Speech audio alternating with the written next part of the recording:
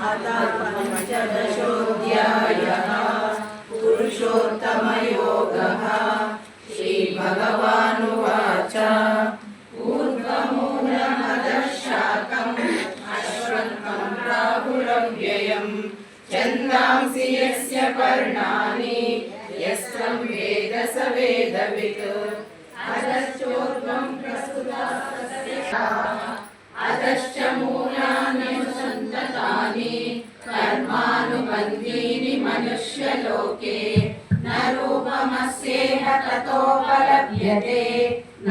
अश्वत्थमेनं सुविरूढमूलम् असङ्गशस्त्रेण दृढेन चित्वा ततः पदं तत्परिमार्गितव्यम् यस्मिन् गता न निवर्तन्ति भूयः। तमेव चाद्यं पुरुषं प्रपद्ये यतः प्रवृत्तिः प्रसृता पुराणी। निर्मानमोहाजितसङ्गदोषा अध्यात्मनित्या विनिरुद्धकामाः द्वन्द्वैर्विमुक्ता सुखदुःखसंज्ञैः गच्छन्त्यमूढाः पदमव्ययं तत्। न तद्भासयते सूर्यो न शशाङ्को